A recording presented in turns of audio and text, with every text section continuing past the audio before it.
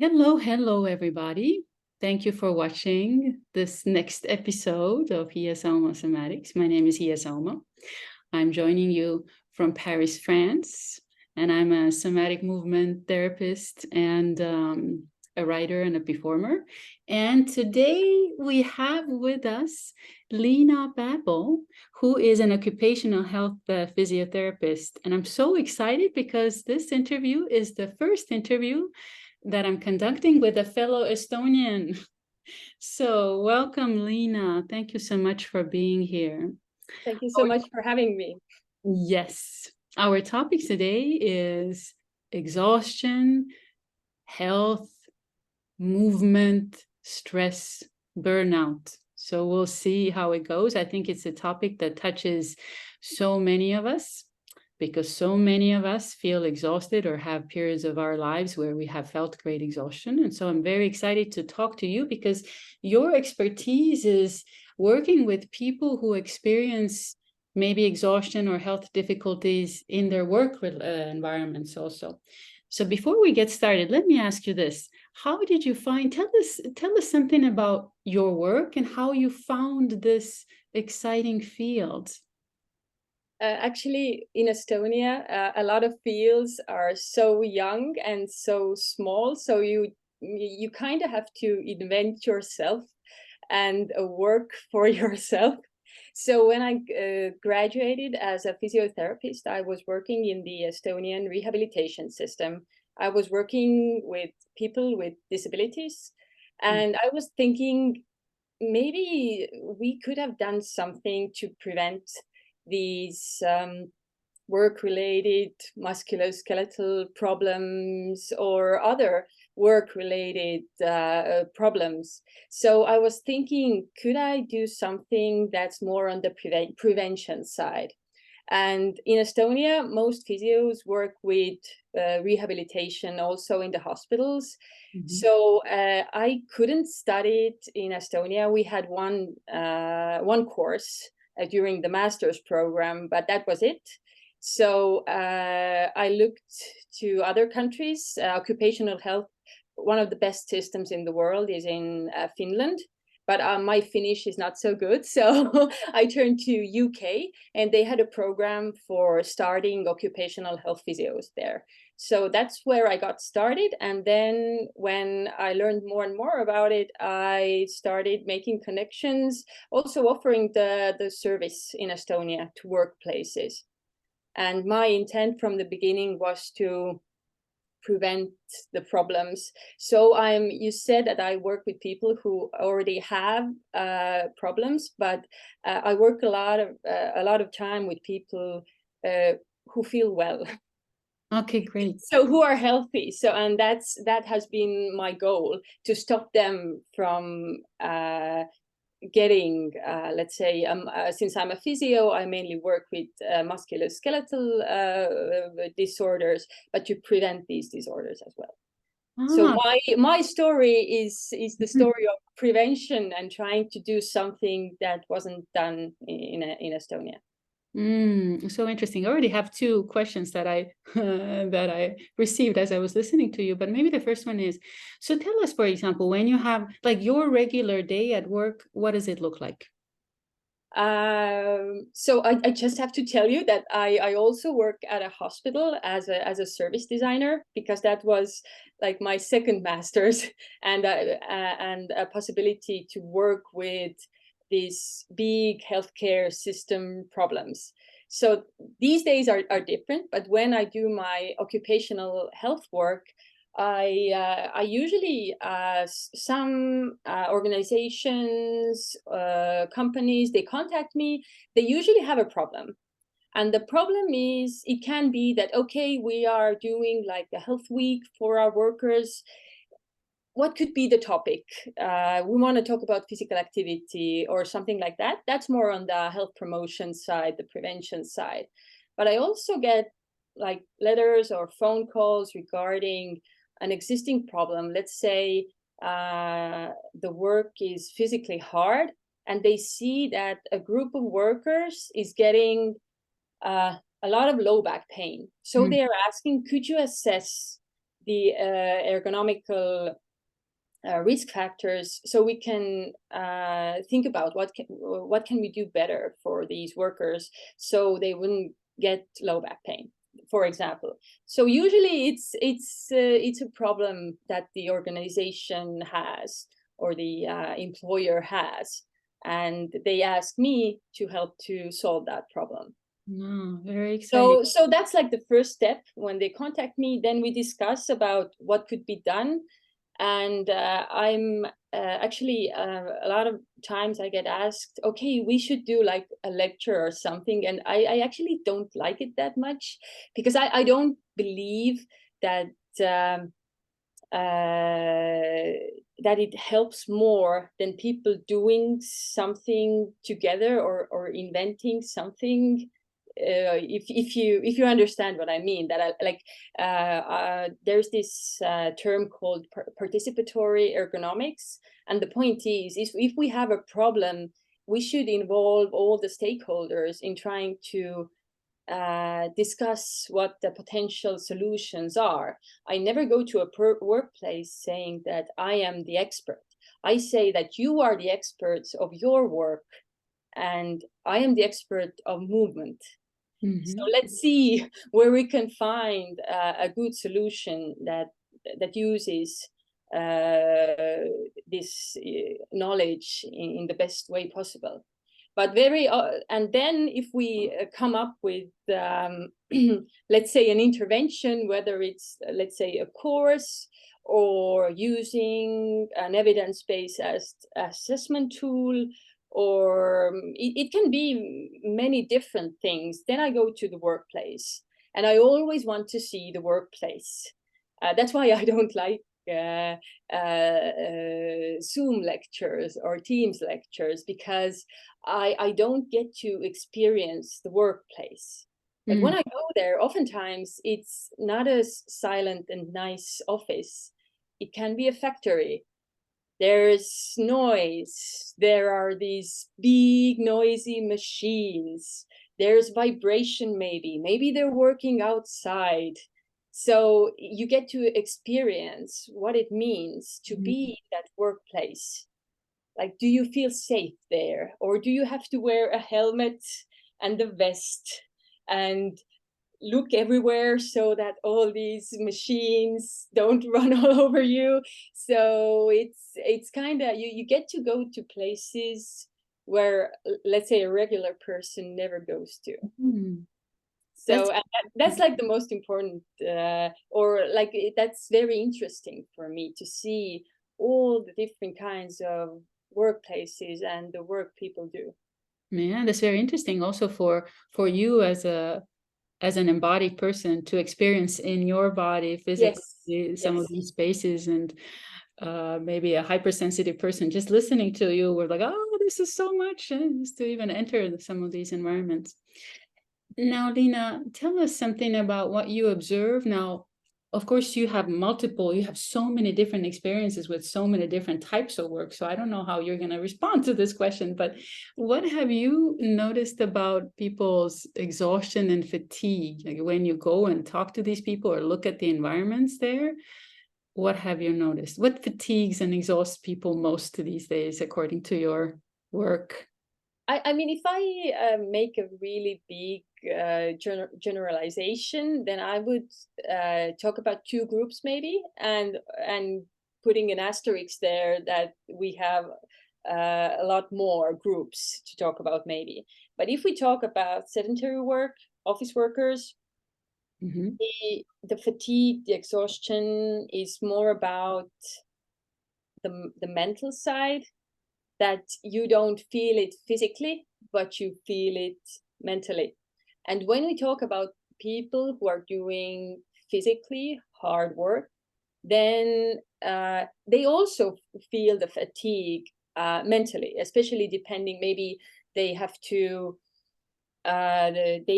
be very attentive all the time while doing the physical part, but they feel when I ask, what's the worst work task that you have to do, then mostly they describe these very physical things that they do, whether it's manual handling or whether it's a very uncomfortable body position that they have to be in for a long time, etc., etc. So if you make these, like, draw these very broad lines, then people who do physical work, they feel the fatigue, the exhaustion in their bodies.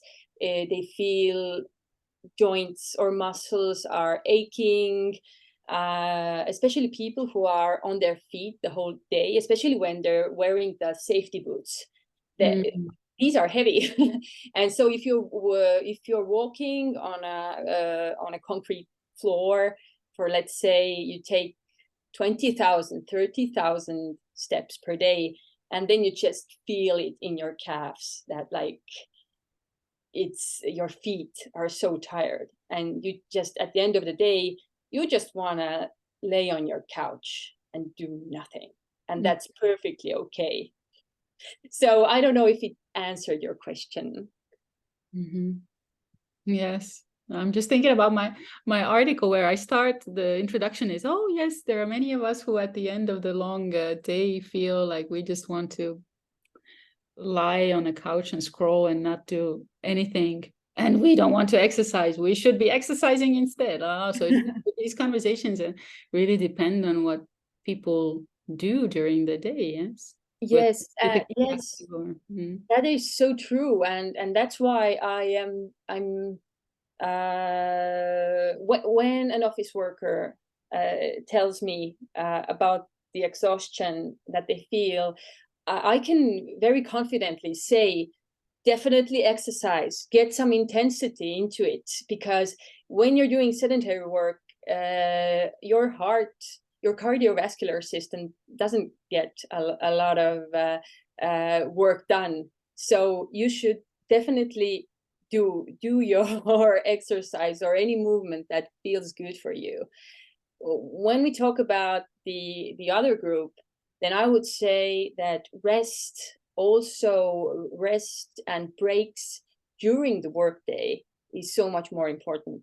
I would start there. And also we can incorporate exercise, but how you recommend exercise is different. Because if you just say bluntly, you should exercise more, and they're like, I'm exercising for 8 or 10 hours per day, so what what are you telling me? So it doesn't make sense.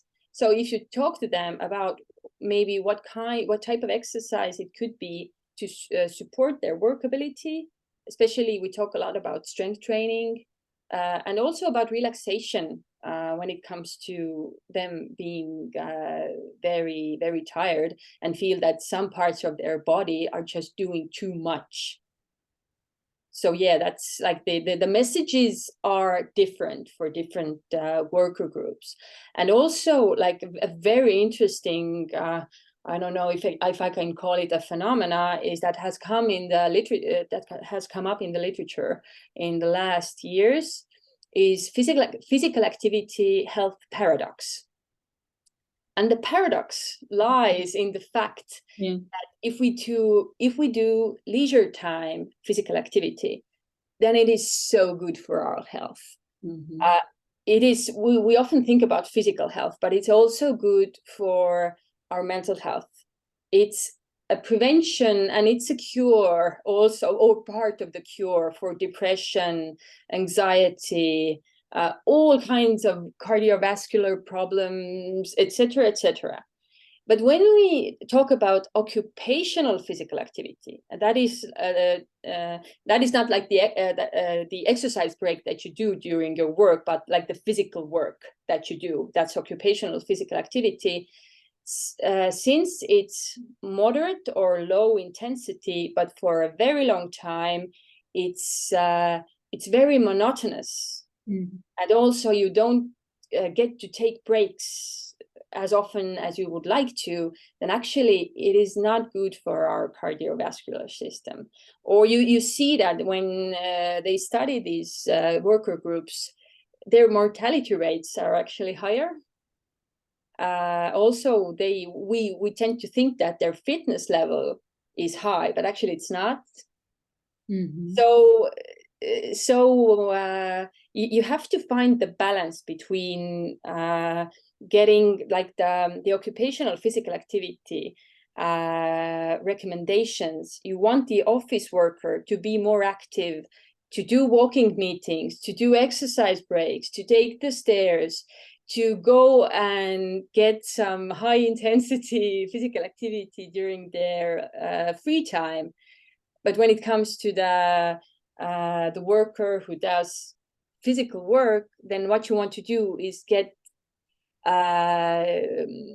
you want to make the work easier in a way. You want to add some devices that maybe help them lift heavy things. You want to get them extra breaks. You want to talk about, can we automate some of the things so that a person doesn't have to do that, but maybe a machine can do it. So you talk about these kinds of things. So you see, like, the solutions are very different.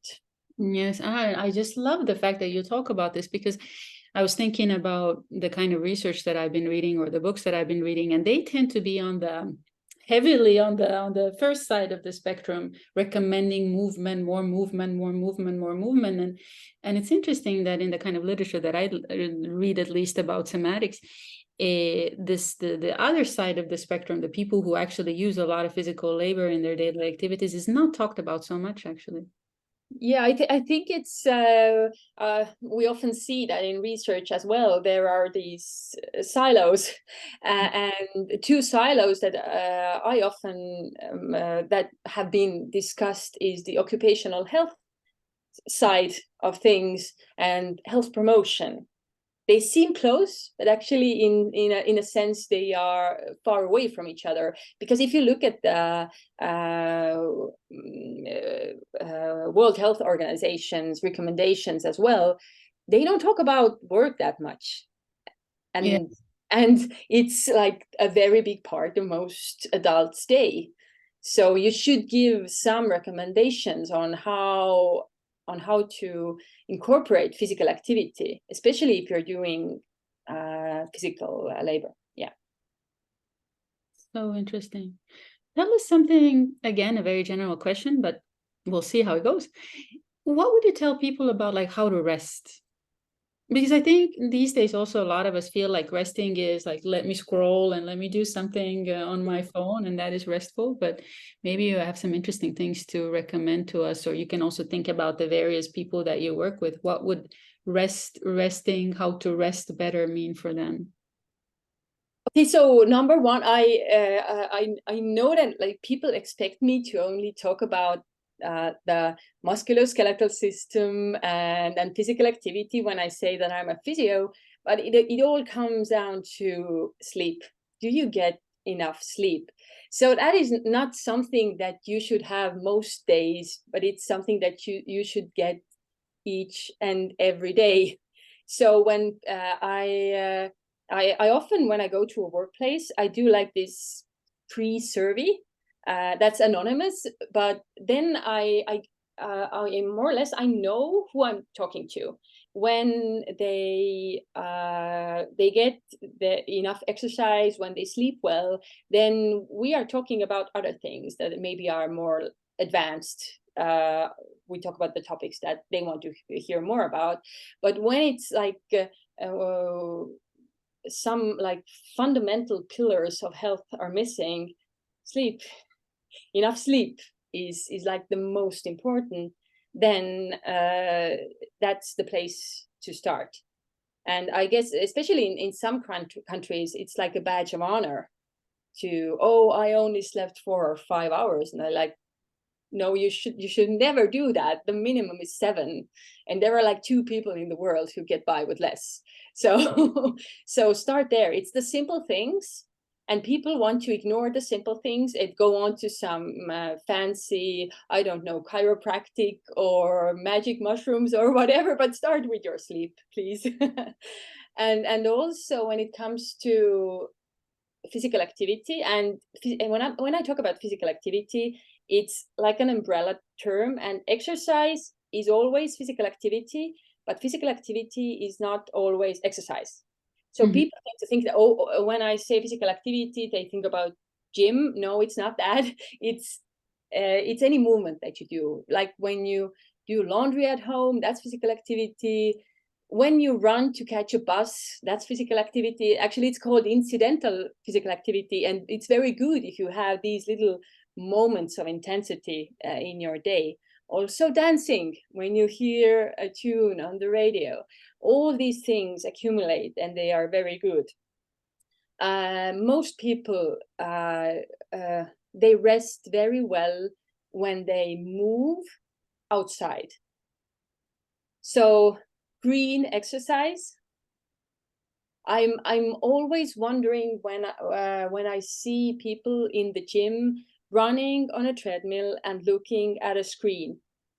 I mean, there is something off about this. I don't mean to be judgmental and say that you shouldn't do it if you enjoy it, but like if it's possible for you to step outside, walk with your dog, with your family members, friends, and maybe go into a park, or if you are lucky enough to live in a place where you have the sea or the woods, then these are places that actually restore the energies in such a perfect way, actually. So we come from the nature, so we should integrate nature and movement, in my experience. Also, when it comes to resting during the workday, what people tend to do is schedule their day in a way that you don't have enough breaks. There's one Zoom or Teams call ending, the other is beginning. You should have at least 5-10 minutes in between. So rather, it's not about doing so much and then waiting for the 2 weeks of vacation. It's rather doing these small things each and every day. So that would be my suggestion, to find these moments of rest during your workday as well, and get enough sleep and go outside into the nature. Oh, that's excellent. Now, on your blog, I'll ask you about your blog later also, so we can put it in the description of the video too. But in your blog, you also talk about a very interesting concept called, was it called movement recipe? Yes, it's called exercise prescription, also physical activity prescription in the literature. But the main point is that exercise is medicine, but it doesn't have the funds that the pharmaceutical companies have, but it has, you get really good results. And like us as physios, we are taught in a way that you can prevent and heal everything with movement, but the right kind, the right dose. So the point of exercise prescription is to write down the exercise that has this therapeutic effect for the person. You take into account the clinical guidelines on like how much, let's say it's at 3 times 30 or 45 minutes of moderate intensity aerobic exercise plus strength training in a week. But when you prescribe it, for me, it's very important to also use motivational interviewing technique, because this can translate to a lot of different things for different people. So I always ask, what do you already do? What do you like to do? Because like I often ask people, so what's the best exercise or physical activity? And the answer is the one that you do. So it's not about like a fight between Pilates and yoga or whatever, or you say that, oh, this is like so, this has so much soul in it, and this is just like boring, and gym doesn't matter. Every person can find their own type of movement that they enjoy, but it's important to find the thing that you enjoy and you want to do, because otherwise it's a battle. And it shouldn't be. It should be fun, I think. It shouldn't be so much hard work. Yes.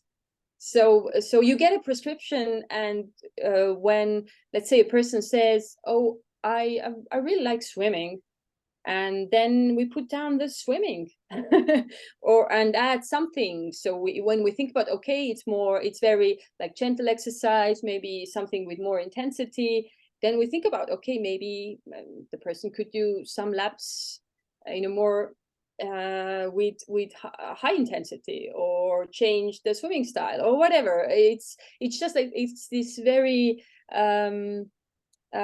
interactive process of discussing with the person who is the expert of their lives about what feels good and right for them. But you know about the guidelines, all the background stuff, but you try to translate it to a recommendation that is very individual, that is very tailored to the person that you are writing the prescription to.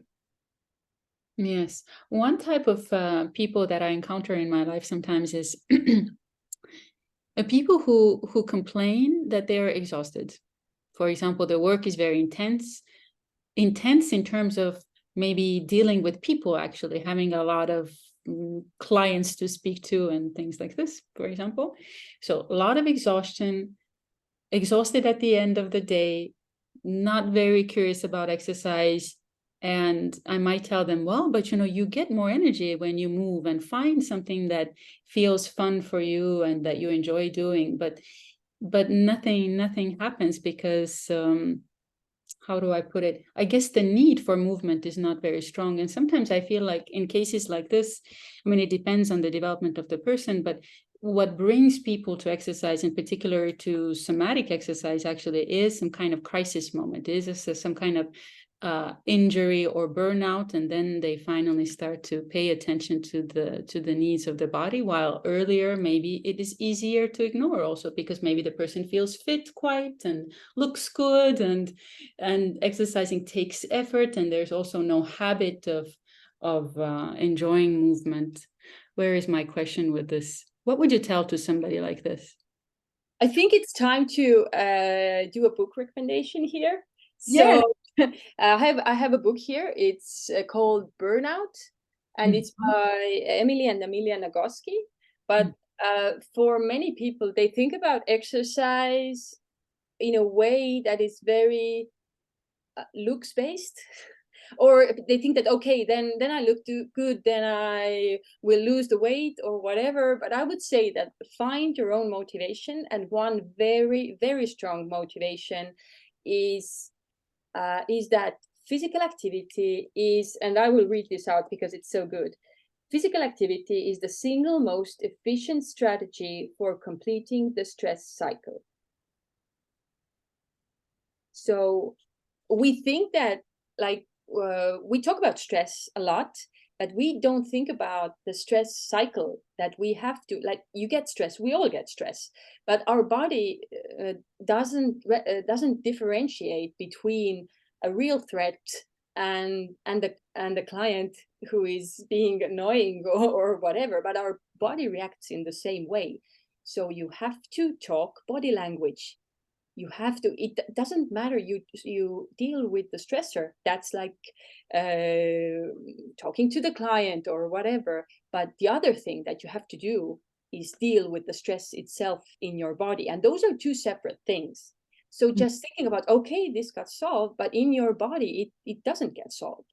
So you have to complete the cycle, because when you think about fight, flight, or freeze, two of them involve very intense physical activity. Running away or fighting, your body mobilizes the resources. So if you are stressed, then I say to people, like, it's if you feel awkward doing it in front of your colleagues, and that's perfectly okay, then just go up and down the stairs. That is, and for like a couple of minutes, and that this helps you to resolve your stress cycle. so that these stress hormones won't harm your body. So I would say to this person, if they are doing a work that is very stressful, then they have to plan this. They have to plan physical activity as the best strategy to deal with stress into their day. Yes, there are other things as well, but physical activity is very accessible and very easy to do.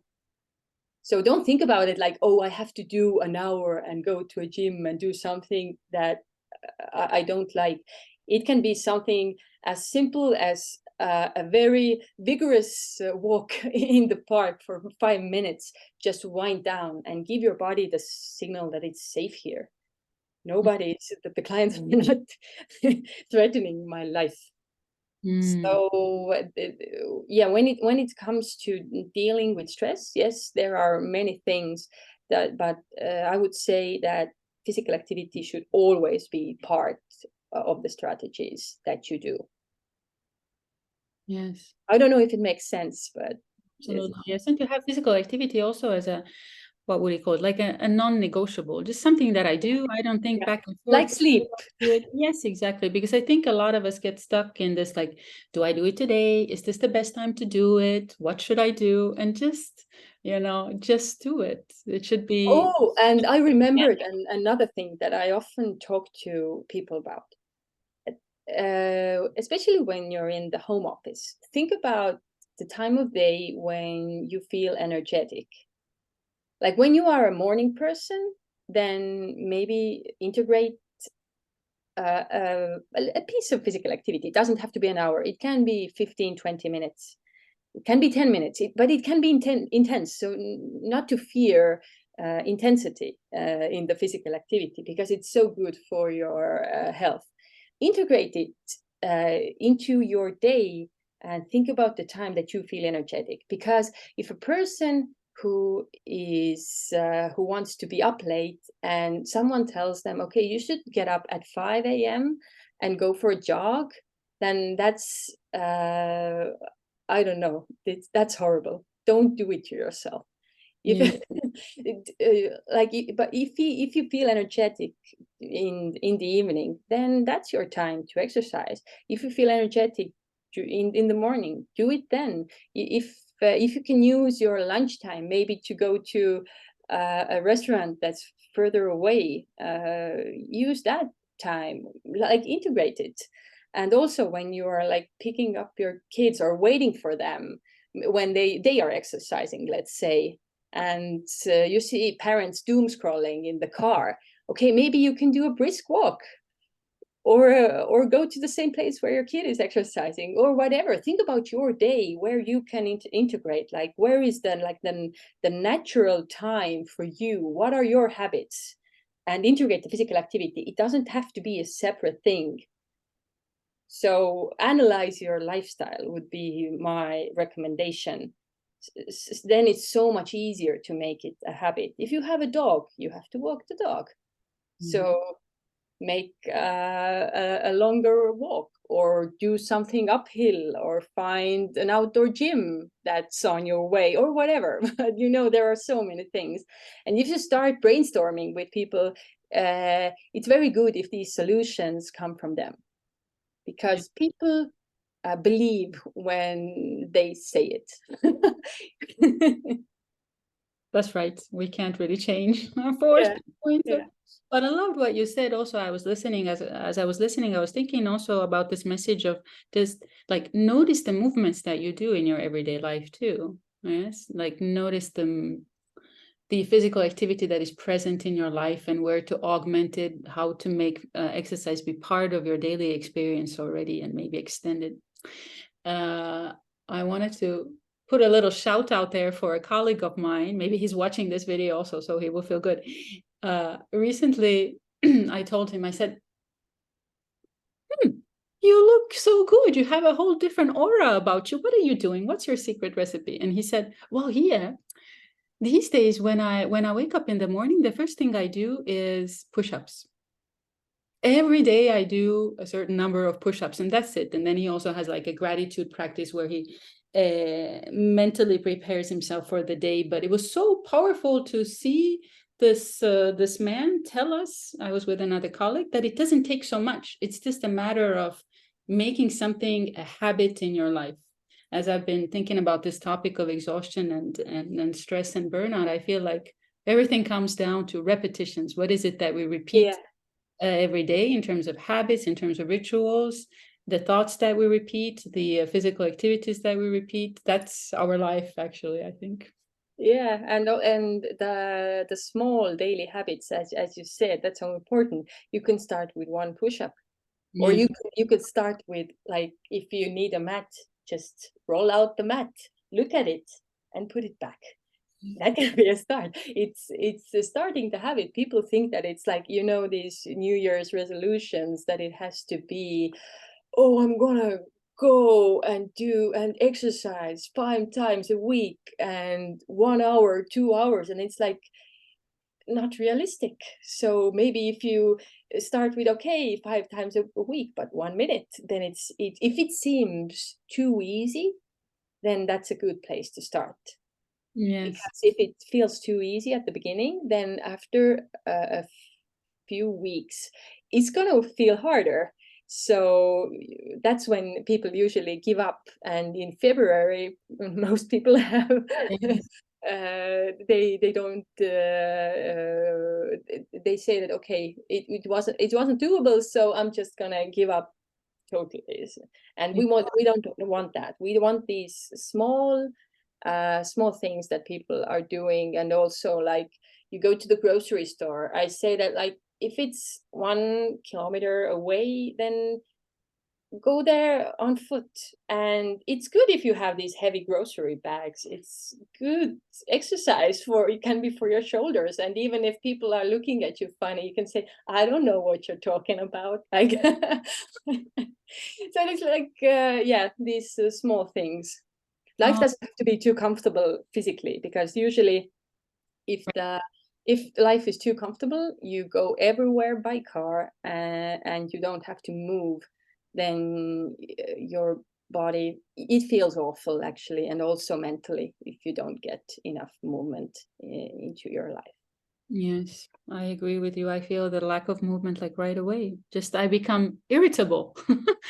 It's something happens right away in the whole mind body unit. Now, you mentioned the beautiful book about burnout. I wonder if I don't have a very particular question on this topic, but is there something that you want to tell us about burnout itself also? For example, have you yourself experienced burnout? No, not. I think I have.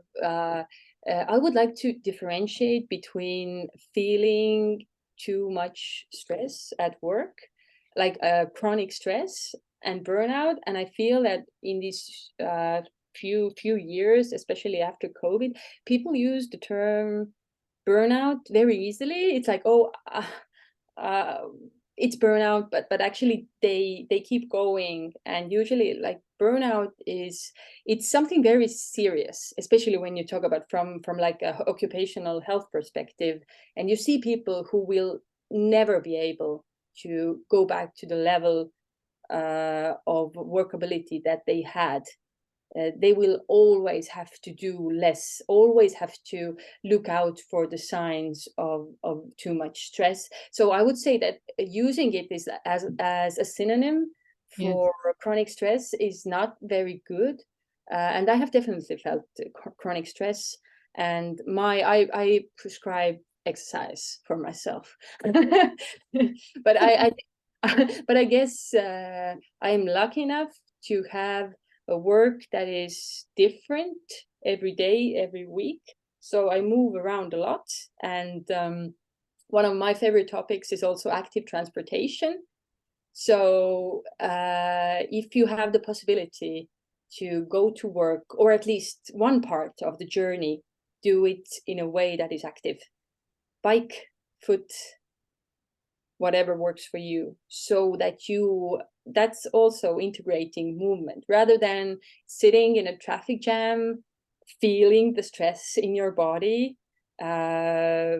then maybe you can leave the car and do the last kilometer or two in an active way, not sitting in the traffic jam, and also doing some good for your health. So these are the little things, in my opinion, as you said, non-negotiable physical. The dose of physical activity has to be in the day for a person to feel good.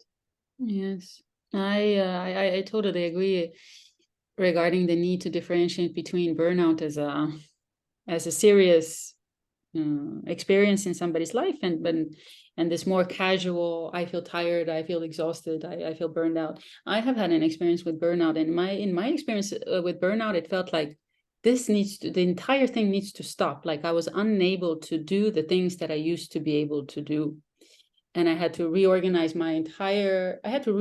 my entire life, actually. How I sleep, what I eat, what I do, what I think about, what I write about, what my mission in life is. It was this kind of scary, but also a very eye-opening experience of real stop. And like one cannot continue doing the things the same way that I used to do them before. But now I had a question also to you. Wait, what was the question? Tell us about your movement. What do you do? Your movement activities. I happen to know, but listeners don't know. What do you do in terms of movement? So actually, I'm a fan of group exercise. And I loved it before, but now I know the science behind it as well, because we are pack animals. So we like to be in this challenge together with other people.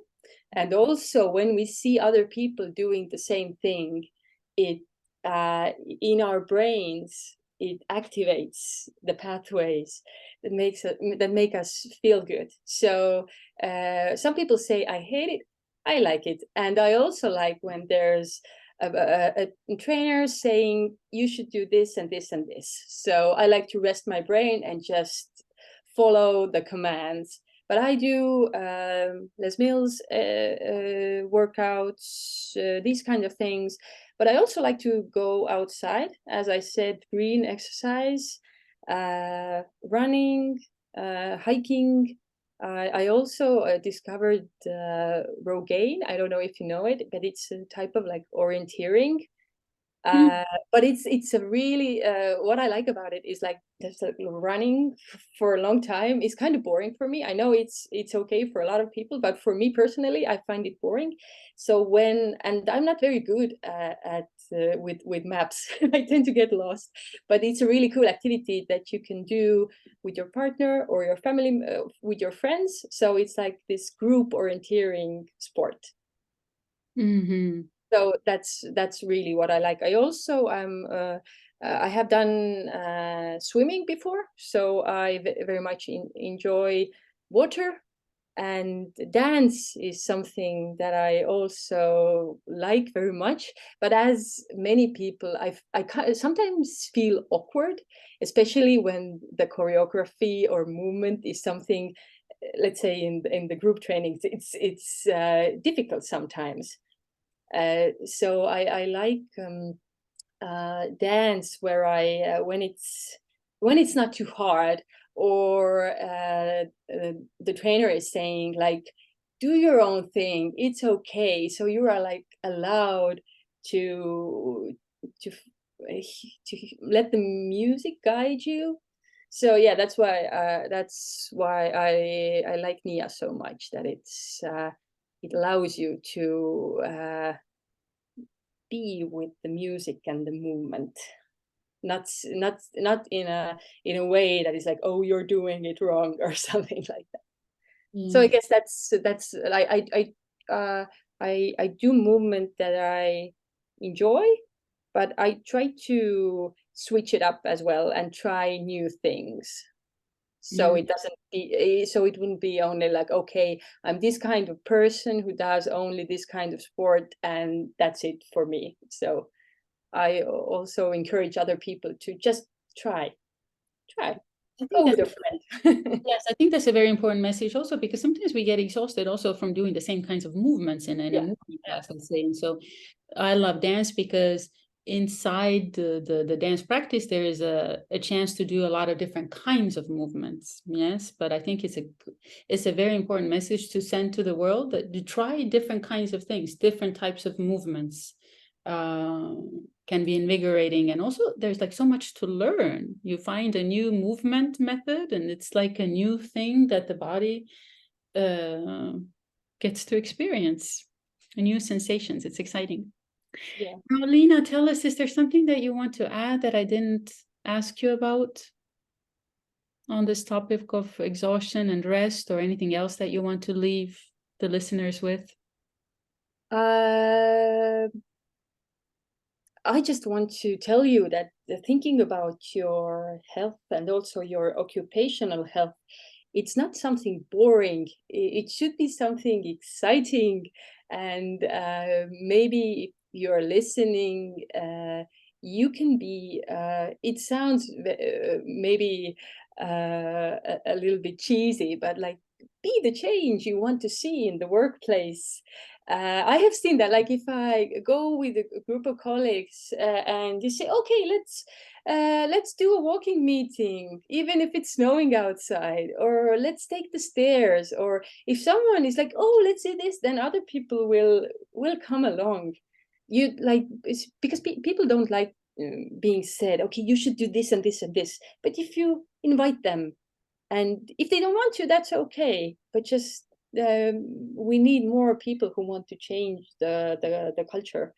Now I'm talking more about people who do sedentary work, but for people who do physical work, then be the one who says, okay, let's take a break, or let's ask our supervisor if we can have like a mat in the break room where we can just lie down and listen to music and relax. And maybe instead of going for a smoking break, we can do some movement or whatever it is that works for you. But just if you're only complaining that it's nothing changes in your workplace, then and you don't like it, then at least maybe try to change it as well. Yes, and maybe like surprise people also. It's Yeah. to see how people react. I practice this sometimes with my academic students, like, okay, let's do some squats. You're exhausted. I see you're falling asleep. Yeah. Let's all, stand up and do some squats, and you feel energetic like right away. I promise it works. But sometimes the students resist also. It's like, it feels weird. So it's like to bring movement into places where previously there was no movement. Sometimes there's a resistance, but okay, we try. Yeah, and there's and people, there are people who think about their body position. They feel if it's uncomfortable, or they have been in a body position for too long, they change it up. But for some people, they sit down and 7-8 hours goes by, they don't go to the toilet, they don't notice that it's uncomfortable for their body.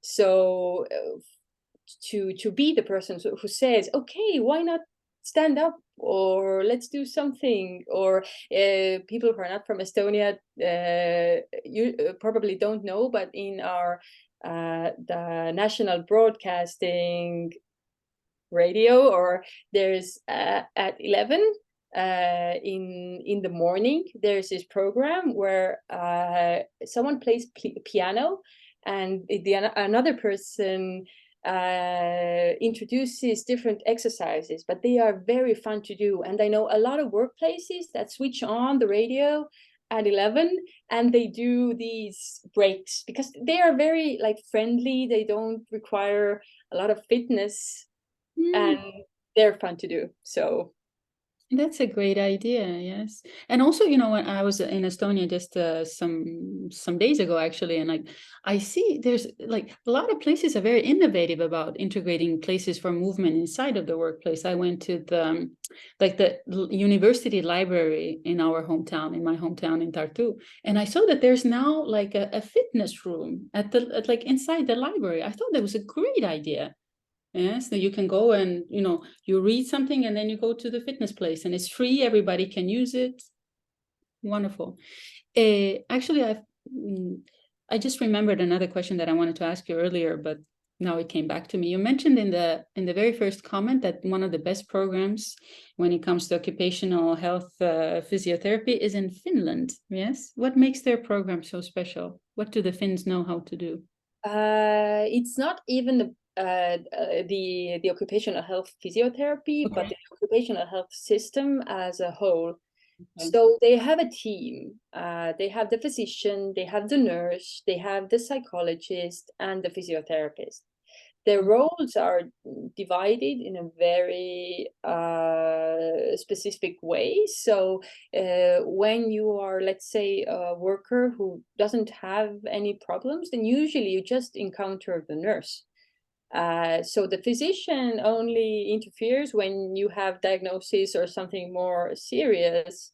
But the system is built in a way that supports workplace, not only health and safety, but also they talk a lot about well-being, and also the culture for occupational health is so strong that, let's say, just an example, I was at a conference, ergonomics conference, and I had a laptop with and the wire was going across the room, and the Finn was coming to me, oh, that's a hazard for tripping, like like he noticed. And he came and came up to me. So, and that shows me the culture.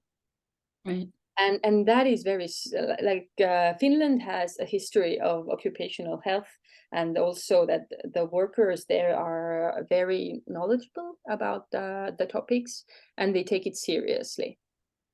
So Nice. that's what I really like. But I read a lot of Canadian materials as well. So big fan of Canada. So I think there are many countries in the world where the occupational health is strong. But I just, like, since Finland is so close to Estonia, we look towards Finland the first, I think. So great to be part of your enthusiasm and your knowledge, Liina. I would love to do more interviews with you because I feel like you have so much to share. And my very last thing is, where can people, now they're excited, they want to learn more about you, where can people find you? People can find me on LinkedIn, but also you can read the blog. It's in Estonian, and also on Facebook. But that's also in Estonian. But yeah, if you want to ask me something, then LinkedIn is the best place to ask. Great. I will put the link to your blog in the comments also. The articles there are really beautifully written and very clear and have a lot of research. And so people can, if they don't read in Estonian, they can use the translation devices to do their translations. So thank you, Liina, so much for this interview. And thanks for having me again. It was such a pleasure to discuss these topics. You're welcome. And thank you to all the listeners and to all the people who watch us for being here with us with this episode. And so I will see you next time in Hiiesaumaa Somatics next episode. Don't forget to subscribe. Bye-bye.